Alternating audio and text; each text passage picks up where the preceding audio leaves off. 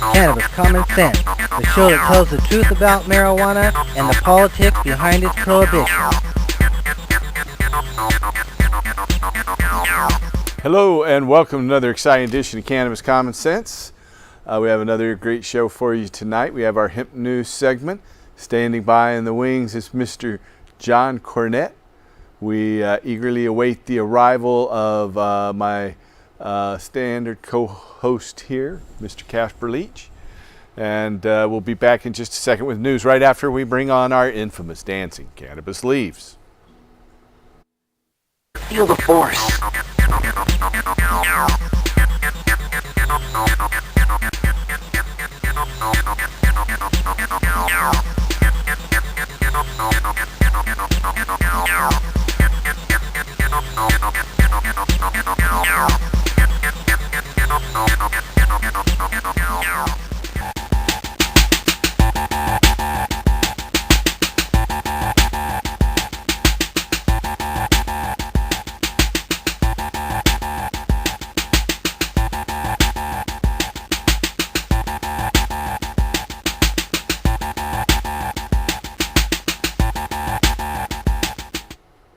Tonight's first story is out of San Diego, California.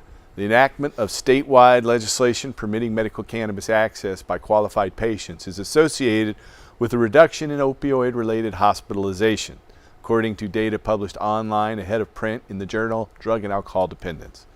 A researcher from the University of California at San Diego assessed the association between medical cannabis laws and hospitalizations related to opioid pain relievers.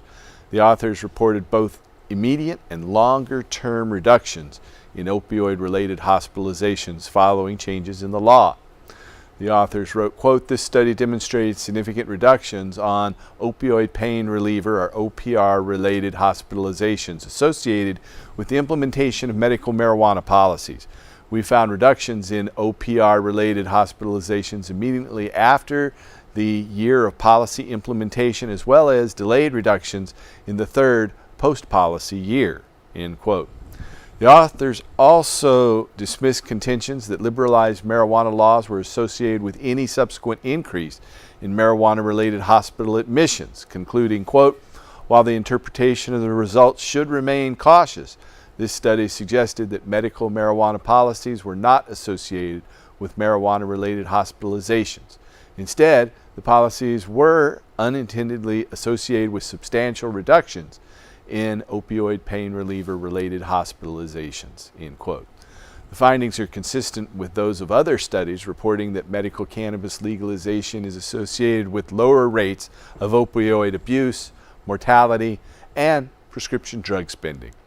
The full text of this study, Medical Marijuana Policies and Hospitalizations Related to Marijuana and Opioid Pain Relievers, appears in Drug and Alcohol Dependence this month. Out of Maine, the administration of whole plant cannabis extracts rich in cannabinoid cannabidiol, or CBD, is associated with reduced seizure frequency in patients with refractory epilepsy, according to data published online ahead of the print in the journal Epilepsy and Behavior.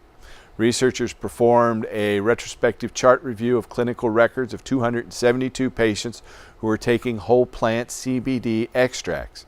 86% of those treated observed some clinical benefit, a reduction in seizure frequency, while 10% experienced a complete clinical response. The remaining patients were either not responsive to treatment or reported exacerbation of seizures during the therapy. Beneficial side effects such as improved mood, better sleep quality, and increased appetite were reported. The authors wrote, quote, "The cannabinoids' novel mechanism of action are an attractive consideration for possible seizure control in patients with refractory epilepsy that have a low likelihood of responding to a subsequent anti-epileptic drug or AED. A trial of artisanal cannabis formulas may be indicated." This study, the current status of artisanal cannabis for the treatment of epilepsy in the United States, appears in Epilepsy and Behavior.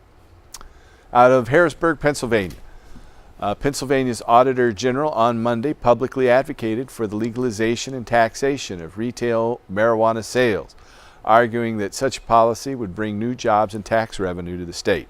Speaking at a news conference at the state capitol, Auditor General Eugene DePasquale said, quote, "The regulation and taxation of marijuana train has rumbled out of the station, and it's time to add a stop in the Commonwealth of Pennsylvania. I make this recommendation because it's more sane policy to deal with the critical issue facing the state. Other states are already taking advantage of the opportunity for massive job creation and savings from reduced criminal arrests and criminal prosecutions. In addition, it would generate hundreds of millions of dollars each year that could help tackle Pennsylvania's budget problems," end quote. However, Pennsylvania's Governor Tom Wolf said that state lawmakers should not go forward with regulating the adult use of marijuana market at this time. Instead, he expressed support for decriminalizing the possession and personal use of the plant. In Connecticut also, lawmakers debated just this last Tuesday on recreational marijuana legalization and found only disagreement. According to State Representative Melissa Zybron, a Republican, it's time to consider legalizing marijuana for adults, end quote. She is the sponsor of a bill to legalize recreational marijuana use. Zybron said, quote, "I believe this is a difficult issue for many, but legal marijuana is safer than alcohol and tobacco. Marijuana has never caused a fatal overdose in the 7,000 years of reported human use," end quote. Carolyn Dennis of Milford, Connecticut, told the committee she opposes legalizing marijuana, especially under the guise of raising revenue. She said, quote, "Do not threaten our state's future by endangering the future welfare of our citizens' health for $1. I expect that unlike the supporters of this proposed bill, you will not let budget woes take a front seat over the health of the residents and workers, children and adults in the state," end quote. Massachusetts and Maine voters last year authorized recreational use and sale of cannabis and is expected to begin next year. Cannabis is also legal for recreational use currently in Oregon, Colorado, Washington, Alaska, California, and Nevada. Next story is out of New Mexico. Susana Martinez, the governor of New Mexico, has vetoed a bill that would have created a research program for industrial hemp. The New Mexico Democrat-sponsored bill was vetoed by the second-term Republican governor on Wednesday without comment. The bill would have required the New Mexico Department of Agriculture to set up an industrial hemp research program for cultivation and marketing. Democratic Senator Cisco McSorley of Albuquerque, New Mexico, has authored a more restrictive bill which is on its way to the governor's desk right now. McSorley said it addresses concerns raised by Martinez 2 years ago about potential conflicts with federal law and provides for police training. 31 states have currently authorized hemp research. The 2014 federal farm bill allows state agriculture departments to designate hemp projects for research and development. In Florida, last year 72% of Floridians voted to amend the state constitution to make medical marijuana legal for patients with certain qualifying illnesses such as cancer and Alzheimer's. The Florida legislature must now come up with medical marijuana rules. According to Representative Ray Rodriguez in the Florida House of Representatives, he has introduced the first medical marijuana regulations yesterday, and they would ban patients from smoking marijuana or using edibles. Only patients that are terminally ill would be allowed to vaporize. He goes further than that in the current statute in terms of restricting medical marijuana, says Ben Polera, United for Care's campaign director. There was unanimous agreement that the new amendment would expand use. Rodriguez's bill defines the medical use of cannabis as the acquisition, possession, use, delivery, transfer, or administration of marijuana authorized by a physician certification. Specifically, however, the bill says medical use does not include possession, use, or administration of marijuana in the form of smoking or vaping, or in the form of commercially produced food items made with marijuana or marijuana oils, except for vapable forms used or administered by or for a qualified patient diagnosed with a terminal condition. I guess you've got to die to use medical marijuana. That's what the Florida legislature says, even though 72% of the voters voted that patients should be allowed to smoke cannabis with a variety of different conditions. Anyway, that's the end of our hemp news segment for tonight. And standing by in the wings, Mr. John Cornett is ready to play you a tune. How are you doing tonight, John? I'm doing real good, Paul. Hey, I was wondering, maybe I missed it. Did you hear about Mark Emery and his little? I did. You know, I should have gone into that. Mark Emery was just arrested the night before last. He was boarding a plane going to Cannabis, a Barcelona, Spain-based cannabis conference. It's one of the biggest conferences in the world. He and his wife Jody Emery, who own Cannabis Culture magazine and Cannabis Culture stores, about 19 of them he co-owns across Canada. Anyway, Mark and Jody were arrested. 7 of those 19 stores were raided, and 3 other employees were also charged. Mark Emery is charged with 11 offenses. Jody Emery, his wife, was charged with 5 offenses, and their employees were each charged with 2 offenses. Mark Emery had just spent 4.5 years in the United States federal prison system because he sold seeds in the United States. I've seen Mark several times, first when he just got out in Spain back in 2014, and at several other conferences, most recently down in Medellin, Colombia. And he's a very inspirational guy. He's willing to get arrested. He puts his time in jail to productive use, and so he's not afraid of that. And he's going to fight it every step of the way, as will his wife, Jody. But we wish him the best. So Mark Emery was busted on Wednesday night at the Toronto, Ontario, Canada airport. A lot of bad things coming out of Toronto. That's what I think. But anyway, thanks for bringing that up, John. I'm glad I got a chance to talk. Bring up a bummer thing. Anyway, I'm going to sing about something a little more friendly. I was thinking about Casper when I thought to do this one. He's back with us over there. You'll see him when he come back. This is an old Beatles tune. It goes like this.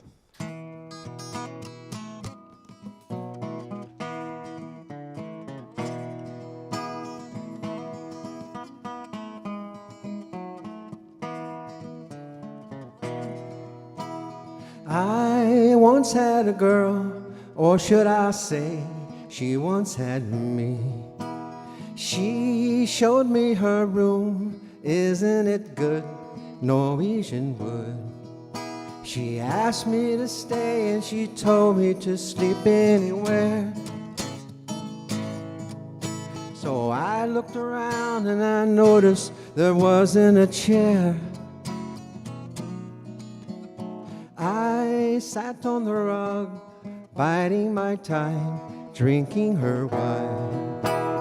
We talked until 2, and then she said, it's time for bed.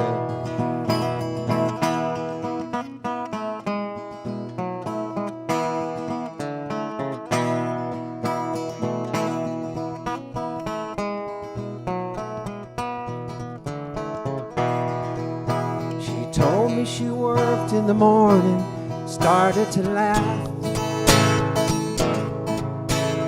Told her I didn't and crawled up to sleep in the bath.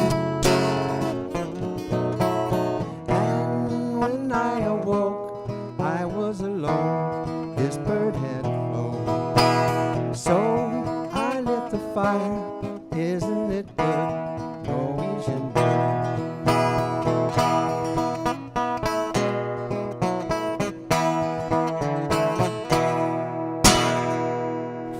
Thank you, John. Thank you very much. Nice rendition. Hey, welcome, Casper. You dashed in here at the last moment, but Happy Friday. it's good you made it. Thank you. Happy They Friday. had an accident out in the streets in Portland that's slowing down the traffic. So That happens we sometimes. got here a little late. It looked like somebody was looking for their joint or something or a bong on the highway, and they had flares up. Anyway, We are- found it, though. But, I mean, the accident. You made it. Yeah, we got here. If you have a question or comment for us tonight, you can call us at that number that's there on your screen. It's 503-288-4442. That's 503-288-4442. And we'll be taking your calls right up to the top of the hour. And so how has your week been going? Oh, it is exciting. I tell you, to watch all the news on TV is riveting. It's like watching a reality show played in reverse. Isn't it? It's pretty crazy. I am at a loss at the whole. I'm wondering if the person who news directed sphere. the movie "It's a Mad, Mad, Mad, Mad World" is directing what's going on, because it's just, you really couldn't write a funnier plot. I don't know if I see it as funny. Oh. I don't know. You see it as funny? I do. I think it's comical as hell. I don't know. How is it funny? Just tell me how. Well, how I you think it's funny because everybody has to stand back and just watch the whole thing crumble, and they brought it all upon themselves. Who is that? All the people who offered nobody else but Trump and Hillary. Yeah. You know, they brought this mess upon themselves. Yeah. And now everything's clogged up. Everything's taking a dive on both ends. Everybody's investigating everybody, right? We got Congress investigating the FBI, who's investigating the president, who's investigating the CIA, who's investigating Homeland Security, who's probably investigating you and me. Yeah, I think you might be right. And so that's comical. And so I know I've been investigated pretty heavily. And had all the people just really let the Americans do what they're supposed to do, which is have a government of the people, by the people, and for the people, this mess would not be occurring. But when Wall Street hijacks it, this is the mess that's in their backyard. And it is just funny as hell to watch. It is funny to watch the Republicans have a meltdown, the Democrats have a meltdown, and the press have a meltdown. I could not have written anything more. If Carl Reiner had sat down and did the script, I wouldn't have been surprised. Okay. I know Rob Reiner definitely is not someone on the president's. No, I've seen favorite Meathead list. on MSNBC. Yeah. And Rachel Maddow has the every night the new Russian connection. Watch this space. That is always interesting. And Fox is for sure that they're all making up the fake news and no one's reporting the good stuff that Trump's doing because they just can't handle the fact that they lost the election. What do you think about You really can't get anything. Let's you get don't back know. to marijuana.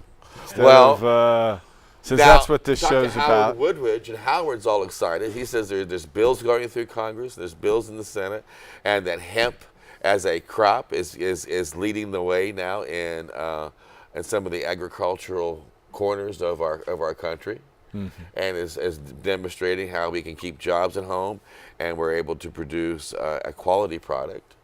And that the taxes from the recreational and the cannabis use in the states that allow that is causing politicians to pause and take notice.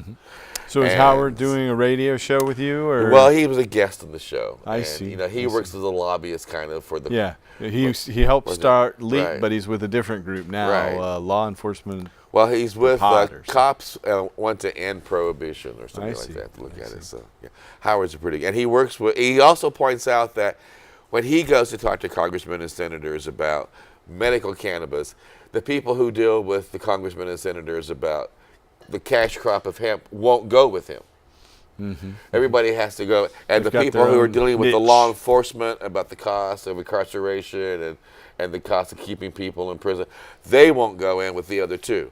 So they're really hitting the congressmen and the senators from all fronts, and they're encouraging people at home to find out about the bills in their neck of the woods and who might be involved in their neck of the woods, their representatives or their senators, and get on the phone and send emails and encourage them to expedite getting Schedule 1 taken off with the plan, getting medical cannabis available for patients, making hemp available as a cash crop for product, and to let our government know that we are falling behind Canada and the rest of the world. We've been behind Canada for some time. And There's no doubt competing, about and that. we got to stop that, and we want to make America great again in spite of our politicians. That's what we need to do. Well, I certainly would like to see some rational thought about industrial hemp for certain. You know, there's a lot of people out there. I would say most people, who think that low THC hemp is the maximum, that low THC hemp is the most productive variety of cannabis for seed, oil, and protein, and for fiber. But in fact, high THC cannabis makes twice as much fiber for canvas, rope, lace, linen, building materials, and paper. And high THC cannabis also, because it has a lot more buds and bigger buds, makes 10 to 20 times more seed oil. And it could completely replace all petroleum that we use with just about 10% of the land that's currently under cultivation on this planet. And with today expanding its technology into the realms of 3D printing, all those 3D printers are going to need a variety of material to print. You know, you're able to print now a house in about 48 hours. At the cost of $10,000, they're able to actually 3D print an entire home. And they're 3D printing cars, and they're 3D printing a variety of other structures that will take all the great things and all the great products and all the great aspects of this plant can produce. So there is an ongoing forever market for utilizing this crop as a cash crop for our We need to backbone do for it our, for our not our planet, government, but our farmers. definitely the petrochemical, pharmaceutical, military, industrial, transnational, corporate elite, fascist sons of a bitches, the same ones who have been attacking me, and I had to actually sit in a courtroom and watch one of these petrochemical fraudsters today. Speaking of, how did that go today? Did you get It, you know, they've spent well over $500,000 trying to steal my company from me. And so they are just overpowering us with multiple lawyers, multiple legal aids. So I've got one lady, Ann Whitty, on as an attorney, and she's not a business lawyer. And I've got two of the highest powered business lawyers and three paralegals that I'm up against. It looks like they continued their what they were going for was trying to get a preliminary injunction before the trial. But, you know, eventually the trial will happen, and it won't be up to a judge to determine the verdict. It'll be up to a jury. And I'm sure that we will win in front of a jury. And so our job is to delay them. We will work in every means possible to stop them, to protect our medical patient records, to assert our ownership of those, even though they claim they own them. They claim they bought them. They didn't pay me anything, but they claim they did. They're just blatant Canadian liars, actually, these people who've come in. So I am fighting that. Now, if you folks out there have a question or comment tonight, you can call that number there on your screen. It's 503-288-4442. If you know someone who needs help finding a doctor, actually needs help finding a doctor for medical marijuana, then we have doctors who can help. Just call us at 503-235-4606. That's 503-235-4606. Of course, in court today, they complain that I advertise this and talk about them on this television show. They assert they own the name of this show, Cannabis Common Sense. They assert they own the name of the Oregon nonprofit, THCF, or the Hemp and Cannabis Foundation. They assert that they own the name paulstanford.com, dpaulstanford.org. They own everything I've ever done in my life. You know, that's what they said in court today. So, do they own me yet? They claim they own some things that people have helped me with.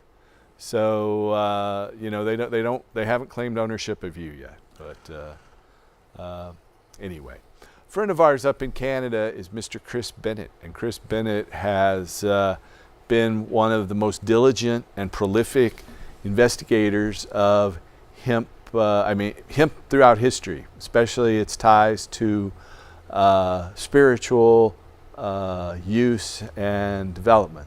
So we have a video out there from Chris Bennett called Burning Shiva. It's actually a 2-hour video, but Chris, who's been here on this show and come to our Hempstock Festival, he says that he's given us permission to use it. So is that video ready to roll? He's been a guest on my show, and we love you, Chris. Hello. Yeah, Chris Bennett.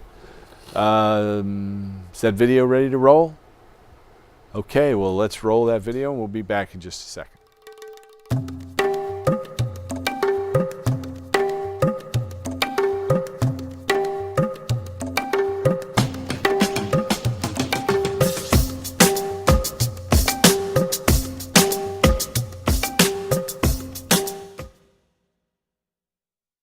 The role of cannabis is best documented in the holy anointing chrism and sacred incense of Judaism, as prescribed in Exodus of the Old Testament.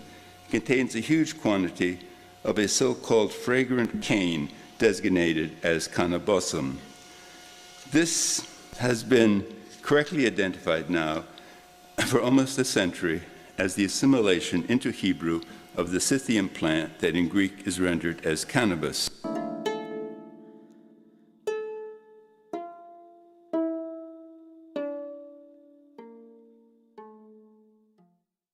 Let me state right at the outset that I think it's absolutely clear that cannabis was in the Holy Land. We have archaeological proof. Dated to the 4th century, there was this carbonized fragment of cannabis that was found in a cave in Bet Shemesh in Israel. Additionally, I firmly believe that cannabosum in the Hebrew was cannabis.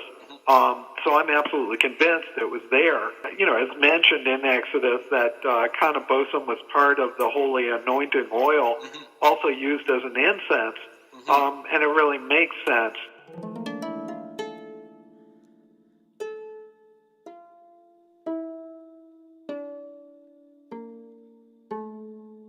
Priests of Israel being directly connected to the resinous elements of the cannabis plant, which are the psychoactive parts, it's actually irrefutable.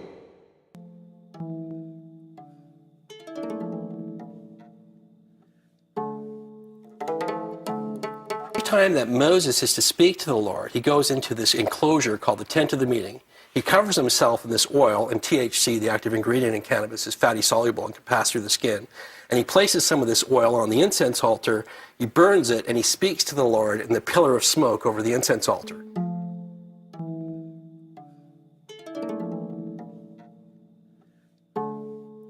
Man has been hotboxing for thousands and thousands of years, before religion. That's right, since we are a nomadic people, we've always been smoking cannabis.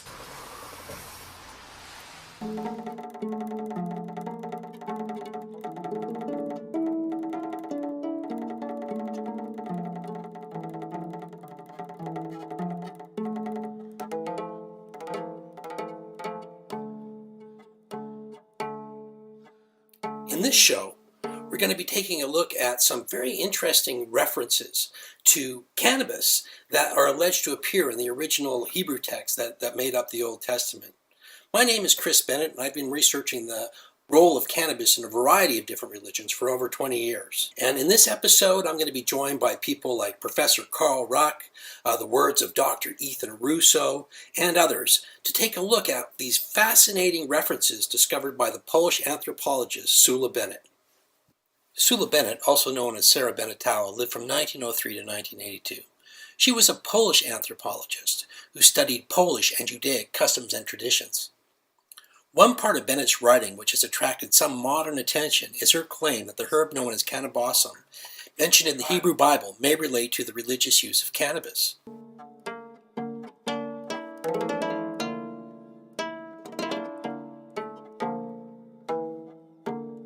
As Sula Bennett herself noted, in the original Hebrew text of the Old Testament, there are references to hemp both as incense, which was an integral part of religious celebration, and as an intoxicant.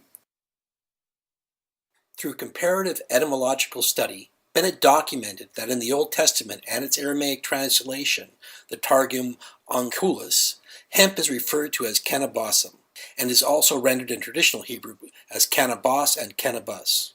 Hebrew, of course, only records the consonants, and you have to decide how you're going to vocalize them. But cannabosum is a very good approximation to cannabis.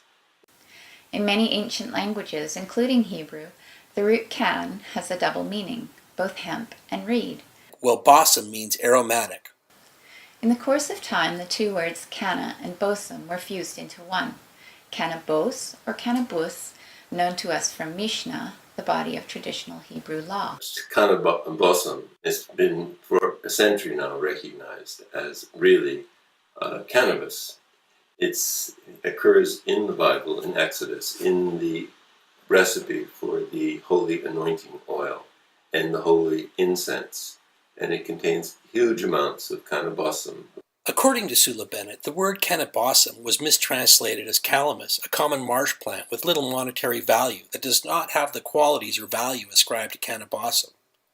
This error, she believes, occurred in the oldest Greek translation of the Hebrew Bible, the Septuagint.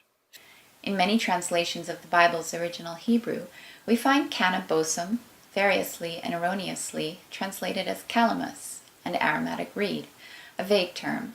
It's translated as fragrant cane or calamus, only because translators really don't care about plants, but it's cannabis. The error occurred in the oldest Greek translation of the Hebrew Bible, Septuagint, in the 3rd century BC, where the terms canna, cannabosum were incorrectly translated as calamus. And in the many translations that followed, including Martin Luther's, the same error was repeated. In the earliest translations from the Hebrew into the Greek in the Septuagint, it was mistranslated as calamus, and then subsequent translations ever since then have not gone back to the Hebrew, but have gone in fact to the Greek and have propagated this misconception that calamus is the plant that was used in this anointing oil of the priest.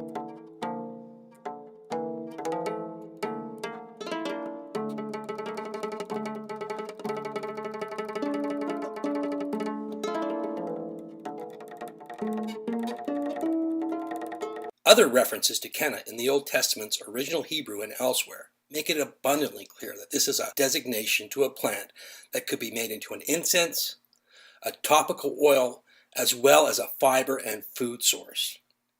Another piece of evidence regarding the use of the word canna in the sense of hemp rather than reed among the Hebrews is the religious requirement that the dead be buried in canna shirts. Centuries later, linen was substituted for hemp.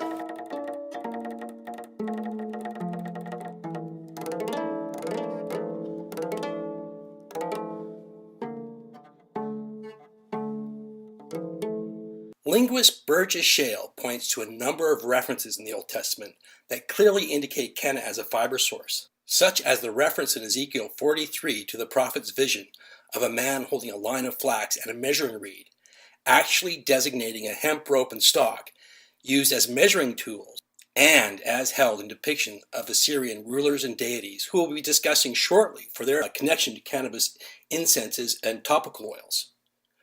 Kenna appears in another vision in Genesis 41:22, where it is translated as a stalk that has 7 heads of grain coming from it, which would definitely not be possible for calamus. Cannabis has been seen as a grain and was considered one of the 7 main grains in ancient China. According to the Rabbi Emanuel Low in his German book Die Flora der Juden, medieval Jews ate the nutritious hemp seed in a delicacy known as tzilik. The first part of the word means roasted, while the final k designating kenna as hemp. And in this designation, Rabbi Low, in a way, gave independent support for Sula Bennett's linguistic identification, although Low did not place it in the context of biblical verse and just referred to the term kenna as hemp. According to Low, the biblical Jews of the Persian period adopted a name for cannabis, sahadanag, which means royal grain, as a name for a hemp seed preparation that was generally served in the form of a heart-shaped cookie. Interestingly, Low also made reference to hashish prepared into a Jewish Passover wine concoction and as an incense, as shall be discussed later. The evidence for kenna being hemp has become so strong in recent years that even the mainstream internet religious study site Navigating the Bible, touted as the online bar mitzvah tutor, acknowledges that the Hebrew word cannabosum or fragrant cane of Exodus 30:23 is viewed by some translators as a reference to sweet calamus. Some scholars dispute this and suggest that cannabosum is a reference to the hemp plant. Bennett's research has also been pointed to by a number of other researchers. The anthropologist Vera Rubin noted that cannabis appears in the Old Testament because of the ritual and sacred aspect of it. In 1980, the respected anthropologist Weston LaBarre referred to the biblical references in an essay on cannabis, concurring with Bennett's earlier hypothesis.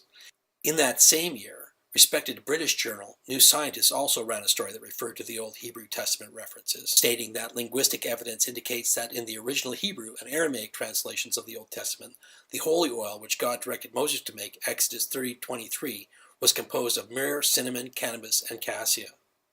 And Rabbi Ari Kaplan, a late noted American Orthodox rabbi and author, in the Living Torah, notes that on the basis of cognate pronunciation and a Septuagint reading, some identify cannabosum with the English and Greek cannabis, the hemp plant.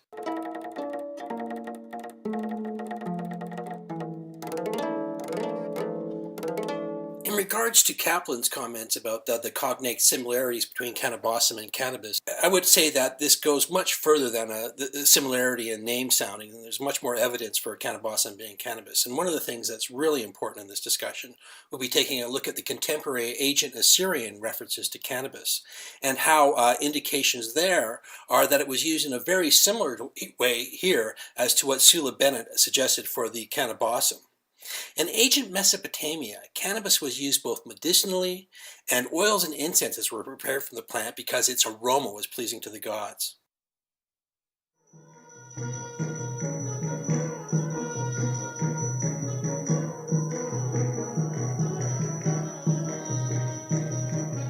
In the second quarter of the first millennium BC, the word kanabu begins to turn up as a source of oil, fiber, and medicine.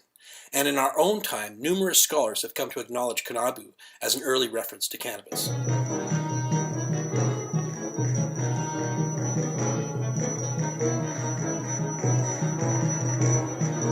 And by all accounts, cannabis was a very, very important plant to the Assyrians in Babylon. They used it for fiber, they used it for food oil, they used it for cannabis incense, cannabis ointments, even cannabis delectables.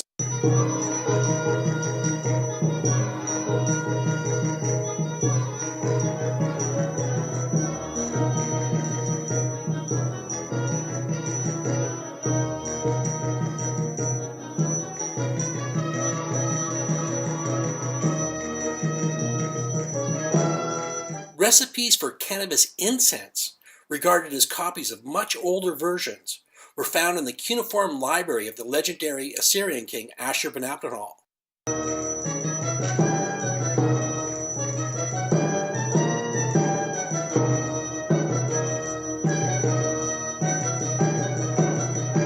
And records from the time of his father Esarhaddon indicate that cannabis was one of the main ingredients of the sacred rites. In a letter written in 680 BC to the mother of the Assyrian king Esarhaddon, references made to kanabu.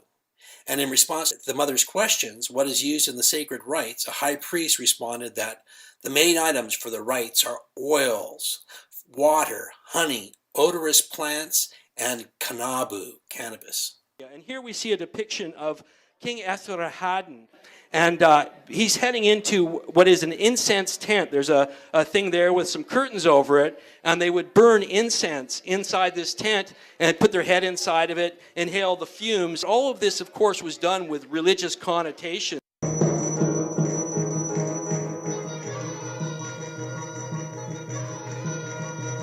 And cannabis was not only used as an incense, interestingly, in these references, but also as a topical lotion. And an Assyrian medical tablet from the Louvre collection has been translated as, so that God and man should be in good rapport, with hellebore, cannabis, and lupine you will rub him.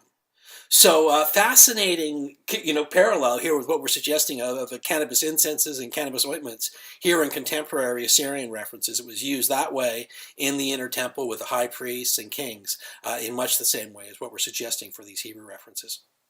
Bennett believed that although the word was generally thought to be of Scythian origin, it showed up much earlier in the original Semitic languages like Hebrew. However, myself and also Professor Carl Ruck disagree with that view and see the term cannabosum as the adoption of the common Indo-European term for cannabis, canna, taken into the Hebrew lexicon as an item of trade, and it came to the Hebrews as an item of trade according to some of these references. Dantes and Greeks from Uzal brought your merchandise. They exchanged wrought iron, cassia, and canna for your wares.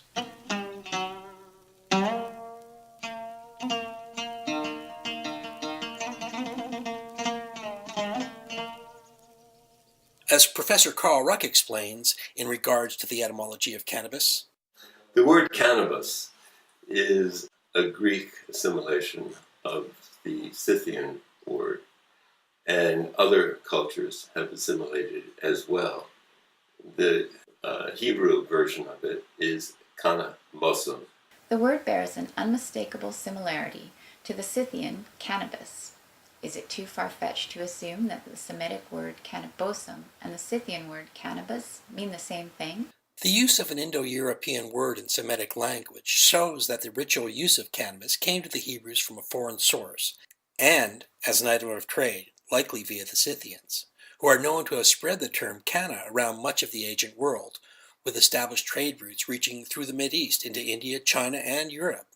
As an item of trade, cannabis retained the core aspect of its original name in the different areas where it arrived.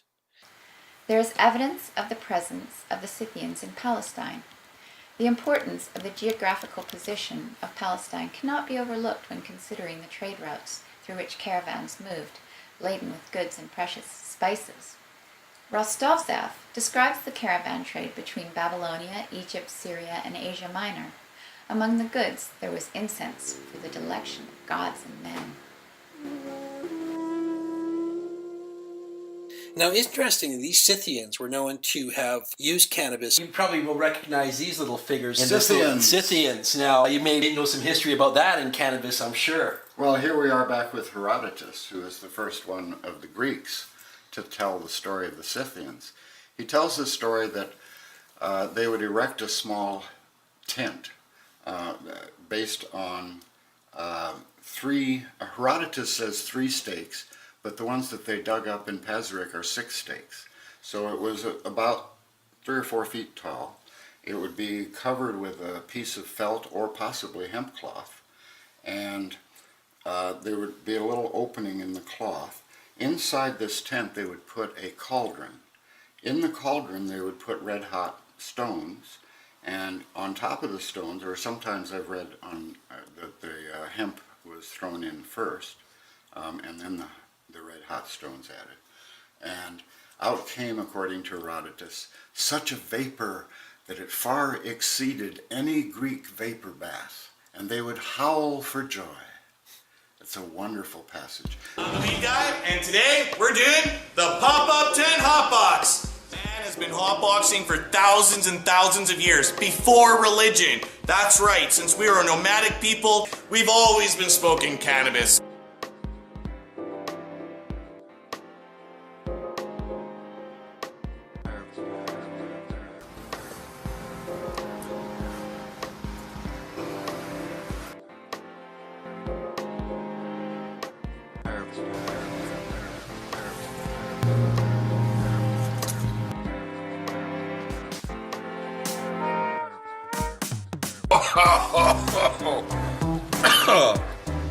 It's like a crazy toke every time you breathe in. Oh my god, and I'm like at the top of the roof, so you know it's gathering up here.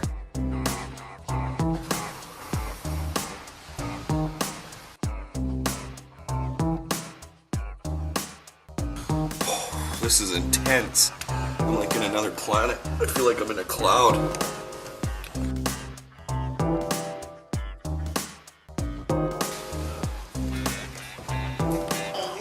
I didn't expect that. I was going to another planet, that's for sure. Stay safe and stay friendly with all your neighbors, alright? Love life, enjoy it, alright?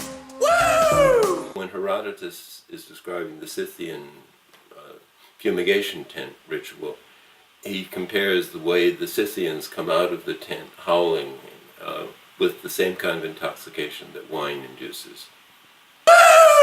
Herodotus described the Scythian ritual, and this was thought to be largely mythological until in the 20th century when some Soviet archaeologists, Professor Rudenko, came across some Scythian tombs and actually found the makings of a small teepee-like tent structure that was placed over a cauldron that he found that had rocks in it, that had burnt cannabis seeds in it, and shows that the Scythians were in fact, throwing down cannabis on hot rocks and inhaling the vapors and capturing these vapors inside a little tent. The Scythians participated in both trade and wars alongside the ancient Semites for at least 1 millennium before Herodotus encountered them in the 5th century BC. As we shall see in the story of Moses, this is a very similar way to how Moses related to Yahweh with the Cannabis in what is now the tent of the meeting, a little enclosed space that contained a lot of smoke.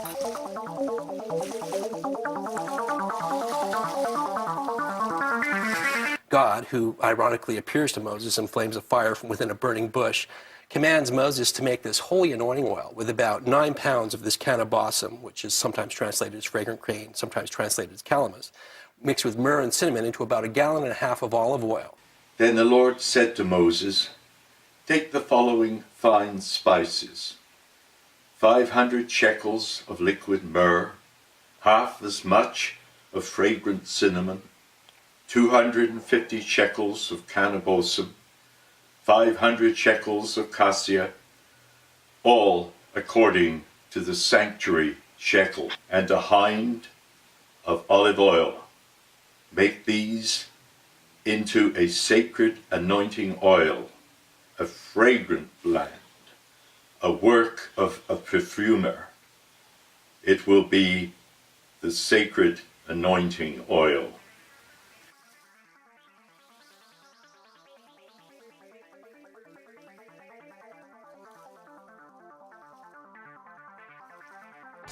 Anoint Aaron and his sons and consecrate them so they may serve me as priests.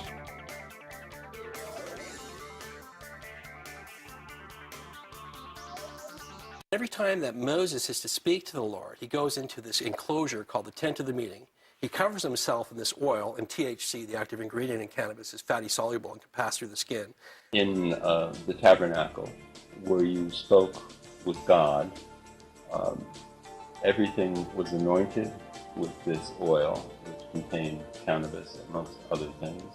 And in the ordination of the priest, who was anointed with the oil, many people are naive about how you can administer drugs, but it should be quite obvious that drugs are absorbed through the skin, otherwise those nicotine patches and so forth wouldn't work. There's lots of references to psychoactive ointments containing cannabis and other substances throughout history, not only in Assyria and Babylonia, but in Canaan. Later on, we have medieval witches' ointments that contain cannabis in them, as well as 19th century occultists' astral traveling ointments that contain cannabis. So there's plenty of historical widespread references to the use of these types of oils. Now, do you think that such a mixture would be medically effective? Oh, I think it may well be. There's a lot of people using cannabis-enriched massage oils and for arthritic pain and stuff these days. And I have heard of accounts of people saying that they got high off of those. Well, there's been a lot of controversy. There's actual, again, research being done. Audra Stinchcomb, Kentucky, was trying to, she had a grant from the National Cancer Institute, I believe it was, to look at transdermal application of THC. The thing is, though, that they only got to about 10% of the amount in that they needed to have a big effect. Now, again, that's different than using an oil, particularly if it's combined with other things. You know that things like cassia and cinnamon actually increase blood flow, and it would be conceivable that that irritation from those ingredients would actually make it more likely that the THC in the preparation could get in through the skin. So I think that's entirely possible. Health Canada has done tests on this, and I think it was with a 28% solution, they found 33% solubility.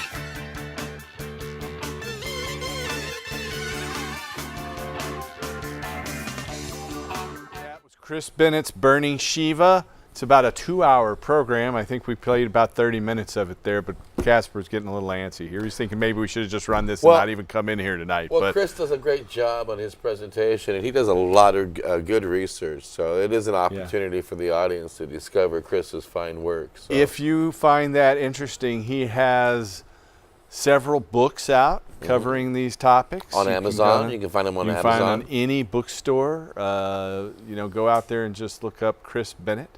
And he's got YouTube videos. And that too. video is available on YouTube. You can watch the whole thing out there. In fact, we're pulling it up off YouTube. And he's here. a writer on Cannabis Common Sense. I mean, on That's Cannabis his show. Culture. On Cannabis Oh, yeah. Culture. He's a writer on Cannabis Culture, too. And you can always find his opinions and his great commentaries there as well. Well, we have about 5 or 7 more minutes to talk here, about 8 more minutes. If you have a question or comment for us tonight, you can call us at that number on your screen. It's 503-288-4442. That's 503-288-4442. And I'm sure John's got a groovy song for us, too, to close the show out with. I know he does. He always does. So tell us about your radio network. How many shows did you do this week? Oh, man, I don't know. I lost count. We've been so busy doing new programming, and you need to come to timeforhemp.com and listen to our live stream. You can hear 24 hours a day, 7 days a week on iHeartRadio, Tumblr, SoundCloud, iTunes. Any place there is sound found on the internet. We are around making sound on the internet. We have great hosts like Judge James Gray, Chris Conrad, myself, and just make it a point to come to the network and find out all the ways that you can share information about the need to end prohibition. And there's great music, too, that you can find on our live streaming audio. So if you're looking for great cannabis tunes to share with your friends and to listen to while you're working around the house or the office, go to timeforhemp.com. Pipe us in with all your friends while you're piping with your friends. I want to point out our hemp flame of freedom here. This is hemp seed oil, which this is a little example of. We use some of this hemp twine as a wick to burn this. And this is not psychoactive oil. This is hemp seed oil. It's very nutritious if you want essential fatty acids like omega-3, 6, and 9. But it's also a great fuel, or they used to call it an illuminant. And so we can completely replace all petroleum with hemp seed oil if we have the will, and we remove the artificial barriers to industrial hemp production. We do have a call. Welcome to the show, caller. Hi, Paul. It's Marcia Mullins here. I just wanted to thank you again for your kind help with Tommy's issues and all your support. Hey, we're glad to do it. Hey, Tommy. Hey, Marcia. Hey. Hey, Casper. Hey, John. Happy Friday. It's nice to hear your voice. Oh, it's great to hear from you, too. I was kind of in and out of trying to check on you today. Didn't get any news about the court deal. And well, I'll tell you, we went into court and we sat there most of the day, and my lawyer was just overwhelmed with these petrochemical lawyers.